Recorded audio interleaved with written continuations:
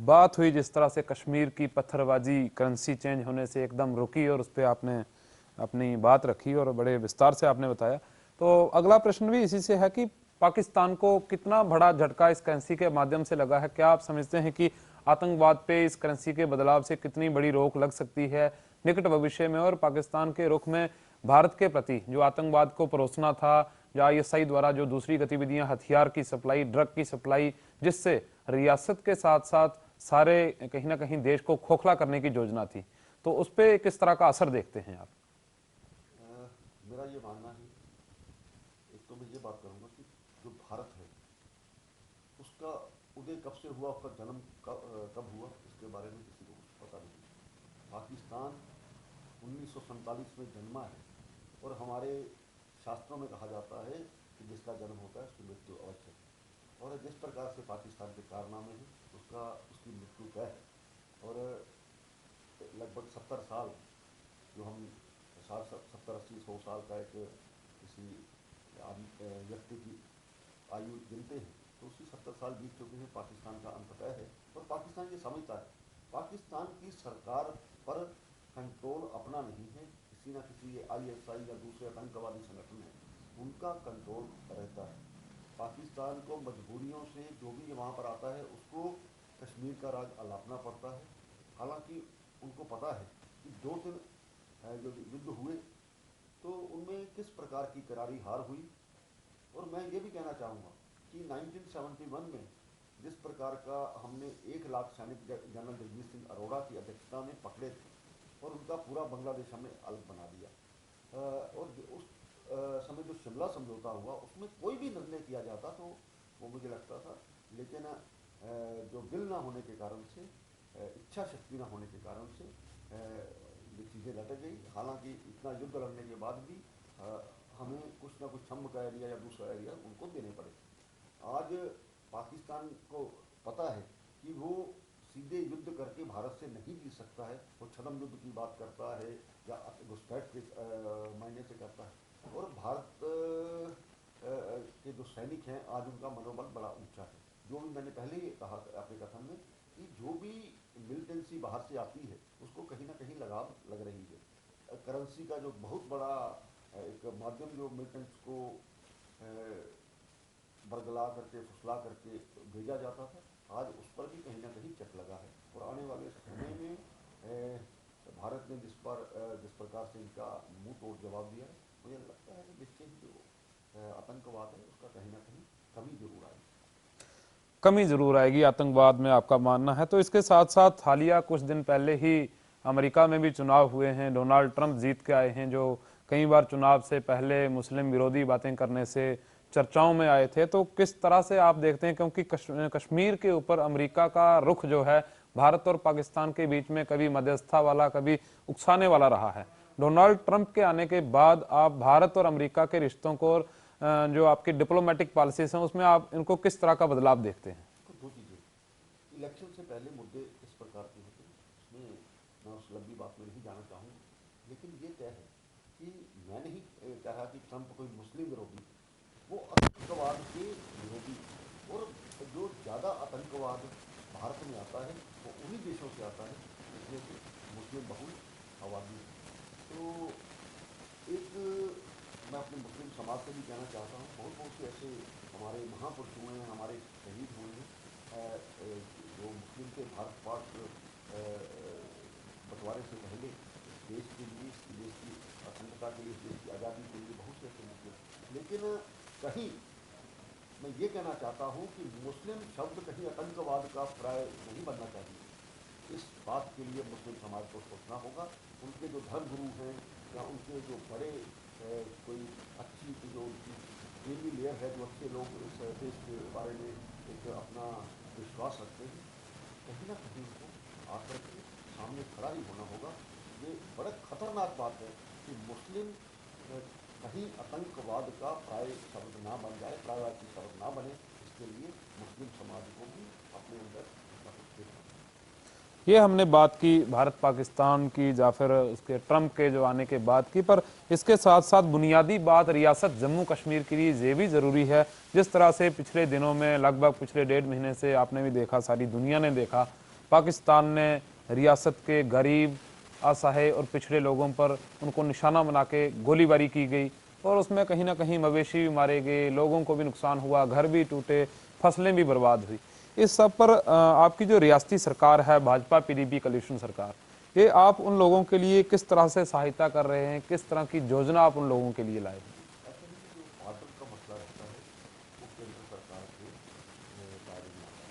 तो केंद्र सरकार ने वही मैं एक बात तो कहना चाहता हूँ, युद्ध के समय तो वहाँ पर हमारी जो बॉर्डर सिक्योरिटी फोर्स है, आर्मी है, वो अपना पूरा दायित्व निभाती है, काम करती है। लेकिन उसके बाद जो हमारा शांत समय होता है, जो बॉर्डर के जो हमारे लोग हैं, जो देशभक्त लोग हैं, प्रहरी के तौर पर वहाँ पर काम करते हैं, उनको मुबारकबाद देना चाहता हूँ। अपनी जान की परवाह न करके उन्होंने बहुत सा अपना बड़ा दायित्व निभाया है, अपना रोल निभाया है, और उसके लिए बधाई के पात्र हैं। और जो शहीद हुए उनके प्रति मैं अपनी संवेदना प्रकट करता हूँ।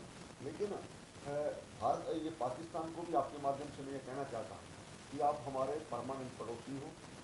पड़ोसी शांत रहें तो उससे आपके, भारत तो डेवलप्ड कंट्री है ही, लेकिन जहाँ तक 70 सालों में आपको डेवलप होना चाहिए था वो आप नहीं हुए।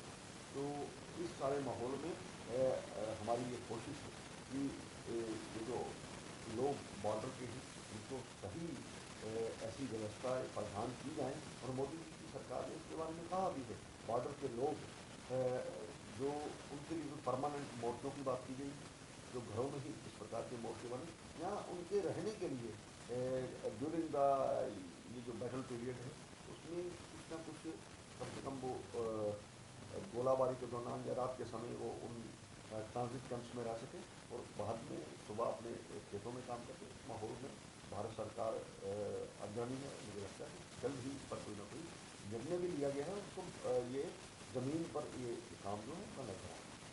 सीमावर्ती लोगों के लिए घरों में ही मोर्चा बनाना जो है आपने कहा बड़ा ज़रूरी है और बनना भी चाहिए। बड़ी अच्छी पॉलिसी सरकार की ये रहेगी। परंतु उसके साथ साथ अगर हम रियासत के अंदर की बात करें तो रियासत के अंदर बीते 7 दशकों में कई सरकारें आई, कई सरकारें गई, परंतु वो जो रिफ्यूजी थे, चाहे वो वेस्ट पाकिस्तानी रिफ्यूजी थे, चाहे 47 से पीओके के थे, वो लोग कहीं ना कहीं एक मुश्त अपने मुआवजे के लिए तरस रहे हैं, तो कहीं ना कहीं वेस्ट पाकिस्तानी रिफ्यूजी अपनी नागरिकता के लिए आज तक संघर्षरत हैं। भाजपा का इस पर क्या स्टैंड है? भारत में जो लोग 1947 में वेस्ट पाकिस्तान से आए, वो आज तक भी रेफ्यूजी को कहा जाए, ये हमारे लिए, पूरे देश के लिए शर्म की बात है। अभी तक जो पिछली सरकारें हैं उनको बहुत से प्रलोभन दिए या समय समय पर उनसे बहुत से आश्वासन दिए, लेकिन वो आश्वासन जो अभी तक नहीं आए। भारतीय जनता पार्टी हमेशा से चाहती है कि इस जो धारा 370 है वो इस प्रदेश के कहीं भी जो फायदे के लिए नहीं है, वो कहीं ना कहीं कुछ लोगों को उनसे फायदा होता होगा। वो कौन से लोग हैं जो हुक्मरान हैं जो अपनी दुकानें चलाने के लिए करते रहे होंगे, लेकिन कुल मिलाकर के जम्मू कश्मीर में अगर धारा 370 में हुई थी तो ये देश के साथ बराबर की गवर्नमेंट में हिस्सेदार होता। आज जो कमियाँ आई हैं, जो अलगाववाद की जो वातावरण बना, तो इसका वेस्ट पाकिस्तान रेफ्यूजीज को नागरिकता देने से हम पूरे हक में ये देखिए अपने पूरे विश्व में जब हम 7 साल कहीं यूएस में रहते हैं, इंग्लैंड में रहते हैं, हमारा ग्रीन कार्ड बनता है। लेकिन ये बेचारे लोग 7 की जगह 10 गुना 70 साल रहने के बाद भी अगर उनको नागरिकता मिली, चिंता का विषय। और इसके बारे में बड़ी गहन सोच चाहिए, कहीं ना कहीं नागरिकता पहचान करनी ही चाहिए। आपकी सरकार इस दिशा में कहां तक पहुंची है? कि मैं तो भारतीय जनता पार्टी के ठीक है, मैं इस वक्त विधानसभा अध्यक्ष हूँ, लेकिन मैं विचारधारा में भाजपा से भी करके आया हूँ।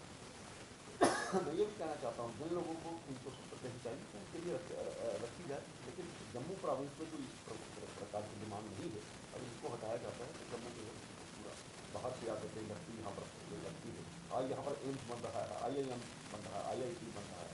मैं ये कहना चाहता हूँ उन डॉक्टर आपके पास क्यों चल करके आएंगे जिनका पता है कि हमारा पूरी आयु यहाँ पर बिता करके हमें यहाँ ना तो हम मकान खरीद सकते हैं, यहाँ अपनी पहचान बना सकते हैं, तो लोग क्यों आएंगे? इसलिए गवर्नमेंट के दौर में या आप चाहते हैं कि जम्मू कश्मीर पूरे भारत के साथ ये गवर्नमेंट में कदम बना चीज़ों के बारे में सोच रहा होगा। जम्मू के साथ भेदभाव जो है ये पिछली सरकारों के समय भाजपा के द्वारा बड़े जोर शोर से उठाया जाता था। जब से भाजपा की सरकार रियासत में आई है तब से कहीं ना कहीं आम आदमी भी उस चीज से थोड़ा सा हटा है। जब वो ऐसा शांत है हुआ कि है तो उस पर भाज कुछ ना कुछ काम भाजपा ने किया होगा, क्या कहेंगे? जब भाजपा विपक्ष में थी तो हम आवाज उठाते थे।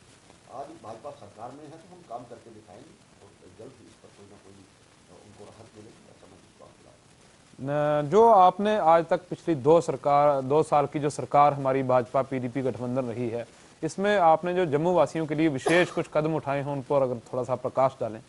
ऐसा है कि पहले तो आपको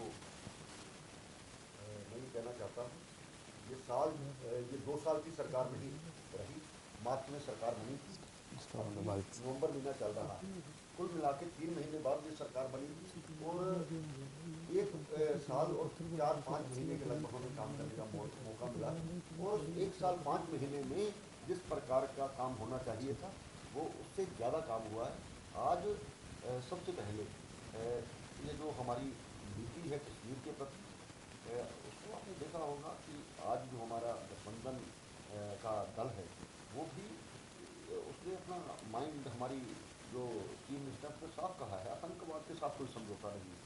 जो लोग इस तबाही के मंजर को कश्मीर में ले जाना चाहते हैं वो आपके सामने खुल करके आ गए हैं, चाहे स्कूल जलाने के माध्यम में लोगों को कहीं ना कहीं उनका जो आने वाली जो हमारी पीढ़ी है उसका फ्यूचर जो खराब किया जा रहा है, तो वो आपके सामने है। लेकिन कुल मिलाकर जहाँ तक आज सड़कें, आज पानी की व्यवस्था, आज तभी जो बहुत जम्मू के बारे में सोचा जाता था तभी पर भीड़ लगाने का काम, ये गंडोला बनाने का काम और IIM IIT एम्स की बात करते थे, आज वो सारी यहाँ पर जो जम्मू सिटी में देखा जाए मल्टी स्टोरी पार्क में सब काम शुरू हो चुका है। अभी तो मैं कहना चाहता हूँ 1 साल 5 महीने में, लेकिन आने वाले जो 6 वर्षों का जो लोगों ने हमें एक सर, अवसर दिया है तो उस पर लोग खुद अपना अनुकरण करेंगे किस प्रकार का भारतीय जनता पार्टी ये अपनी नीति सरकार में काम। एक बड़ी बात आपने कही कि कश्मीर से आतंकवाद को खत्म करने के लिए रियासती सरकार किसी भी हद तक जा सकती है, आतंकवाद को सहन नहीं किया जाएगा। शायद वही एक कारण रहा है कि 10,000 युवाओं को कश्मीर में SPO लगाने का, जो स्पेशल पुलिस ऑफिसर लगाने का प्रावधान के तहत भर्ती हुई है या चल रही है। परंतु जो जम्मू के बेरोजगार युवा हैं उनका क्या? नंबर 1 तो मैं ये कहना चाहूँगा कि SPO की भर्ती करके आप उनके दिलों को चेंज कर दोगे कि मुझे समझ नहीं आता। आज भी जो थाने लूटे जाते हैं, जो पिस्तौलें छीनी जाती हैं, मुझे नहीं लगता कि वो छीनी जाती हैं और दी जाती हैं, उन लोगों को हमने ये पुलिस में रखा है। पुलिस की कहीं ना कहीं स्क्रीनिंग करने की बहुत सख्त जरूरत है। जब तक ये नहीं होगी तो हमारी सरकार के अंदर बैठे हुए लोग और इसको कहीं ना कहीं जो हमारी सिक्योरिटी की लीकेज है वो करते रहेंगे। इसके लिए भी स्क्रीनिंग बहुत जरूरी है, नंबर 1। नंबर 2, जम्मू में बॉर्डर पीपल के लिए अलग से केंद्र सरकार ने कहा है तो की जाएगी। इसी तरह जम्मू में बराबर का हिस्सा मिलना ही चाहिए और मिलेगा भी, ऐसा मुझे आशा नहीं, पूर्ण विश्वास। बड़ी अच्छी बात आपने कही कि जम्मू के लोगों को उनका बराबर का हिस्सा मिलेगा। अगर कश्मीर से लोगों को लिया जा रहा है तो जम्मू से भी लिया जाएगा, ऐसी उम्मीद लोग करें आपकी सरकार से। तो अगला प्रश्न भी हमारा इन्हीं मुद्दों के साथ ही जुड़ा हुआ मुद्दा है कि चाहे पूरे भारतवर्ष से हो चाहे रियासत जम्मू कश्मीर से, जो लोग सेना के माध्यम से, पैरामिलिट्री फोर्सेस के माध्यम से जम्मू कश्मीर में आके इस रियासत की सुरक्षा के लिए, आतंकवाद के खात्मे के लिए अपनी जान तक दे देते हैं और शहीद कहलाते हैं, उनके लिए आज तक कोई कोष पिछली सरकारों ने तो नहीं बनाया ताकि उनके परिवारों को तुरंत आर्थिक सहायता जो है वो मुहैया करवाई जा सके। क्या PDP भाजपा सरकार इस विषय में कुछ विचार कर रही है? ये बहुत विडंबना है कि जो हमारी सीमाओं के प्रहरी हैं उनको जिस प्रकार से उनकी मृत्यु उपरांत सहायता मिलनी चाहिए, जम्मू कश्मीर में इस प्रकार का कोई कोष नहीं है। इसके बारे में जल्द सोचना होगा। आज ये जो सीमाएं हैं ये केवल जम्मू के लोगों ने ही नहीं बचाती, कश्मीर के लोगों को भी बचाती है, सभी को बचाती है। पाकिस्तान ने तो पूरी कोशिश की है इस प्रदेश को तबाह करने के लिए, लेकिन सरकारों को भी ये समझना होगा कि जो बाहर से आकर के लोग अपनी मातृभूमि के लिए अपना सब कुछ न्यौछावर करते हैं, वो हमारे लिए प्रेरणा स्रोत है, हमारे लिए वो भगवान है कि आज उनकी जब हम सो रहे होते हैं वो ऐसे ऐसे अलग टेम्परेचर में या दूसरे हालातों में जी रहे, वो अपनी हमारी रक्षा करते हैं। तो उनकी कोई ना कोई पॉलिसी बननी चाहिए, तो नहीं बनी इस पर देरी हुई कि पिछली सरकारों ने क्यों नहीं कुछ किया, लेकिन इस सरकार को करना ही चाहिए। ये जो कैबिनेट में हमारे मंत्री बैठे हैं उससे भी बात होगी, लेकिन जल्द इस पर कोई निर्णय हो, ताकि जो पिछली सरकारें पर दोष मरा जाता है कम से कम इस सरकार पर ना आए, ताकि हमारी कोशिश है। पिछली सरकारों में ये देखा गया है कि चाइना के सैनिक लद्दाख में चाहे लेह का क्षेत्र हो 20-20 किलोमीटर तक भारत में अंदर घुसकर आ जाते थे, कई बार हाथापाई भारतीय सैनिकों के साथ होती थी। तो आपकी सरकार ने, अब हमने लोगों ने देखा है वहां एक सड़क का जो बड़ा प्रोजेक्ट था वो भी पूरा हुआ है, तो वो कहीं ना कहीं उसमें कमी आई है। क्या कारण मानते हैं कि आज वहां पर वो थोड़ी सी जो कमी आई है, चाइना के साथ हमारे संबंध जो उबड़ खाबड़ थे वो कहीं ना कहीं समतल होने की दिशा में बढ़ रहे हैं? मेरा ये मानना है, मेरे दो शब्द मैं कई बार बोलता हूँ, साधना ही मुक्ति का शुभ द्वार है, शक्ति ही तो शांति का आधार है। आपके अंदर शक्ति होगी, कोई व्यक्ति आपको कहीं आपको कुछ करने वाला नहीं है। इसलिए सबसे पहले अपने अंदर शक्ति लाइए, शांति खुद ब खुद आपके पास आ जाएगी।